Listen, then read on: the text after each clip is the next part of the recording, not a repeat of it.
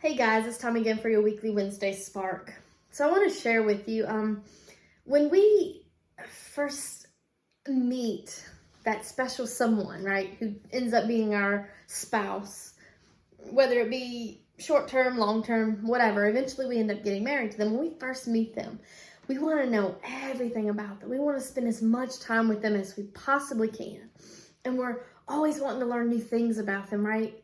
What is their favorite everything, color, TV show, whatever, it's always trying to learn the next piece of information about them, right? Well, why is it that when we get married, we stop doing that, right?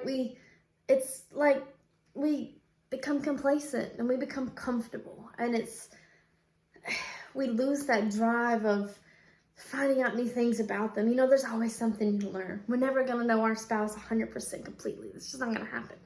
Well, the same is true when it comes to Jesus. When we first come to Christ, we're on fire. And we are so consumed with reading the Bible and learning everything that we can about Jesus and getting to know him so personally, so deeply. Like, we want to know him. And somewhere along the lines, just like with our marriage here on earth, we become complacent.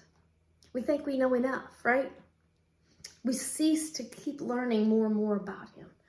And in the long run, we cease to spend time with him. Sometimes, in marriages today, we don't spend that time with our spouse just to sit and talk with them, just to know how things are going in their lives. And we do that with Jesus. Not that we need to know what's going on in his, but we need to be growing closer and closer to him every day so that we can look more and more like him every day. Let's rekindle that fire that we had when we first fell in love with Jesus. And let's fall more and more in love with Jesus every day so that we can look more and more like him every day. And when people see how much we love him and they see how different we are than those in the world, they're going to want to know him too. They're going to want to have what you have. I mean, we see these people with these marriages that we think are just rock solid. And I want a marriage like that, right? Sometimes if you look behind closed doors, it may not be like that. They could be putting on a front. We don't want to be that Christian that looks like we've got it all together, but deep down inside, we don't. We're wearing a mask. We look like a good, Jesus-loving Christian. But deep down, we've lost our love for Jesus.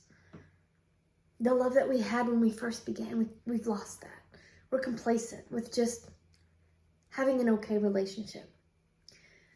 Let's be like those marriages we see that really do spend the time in their marriage. They have date nights every week. They're going somewhere, they're spending time with each other, and they're getting to know each other more and more every day, even after they've been together for 20, 30 years.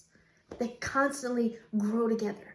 That, ladies, that is the kind of relationship we need with Jesus. We need to spend time with him, grow with him, have our relationship with him grow stronger and stronger every day, and stop falling out of love with him. Continue to fall in love with him all over again, just like you did when you first met him, just like you did when you were first getting to know him. We should know more and more about Jesus today than we did yesterday. And if we're not spending time with him, if we're not looking for that, we will miss it.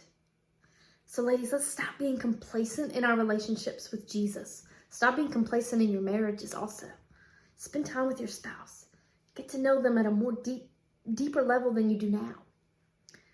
And for goodness sakes, continue to fall in love with Jesus more and more every day.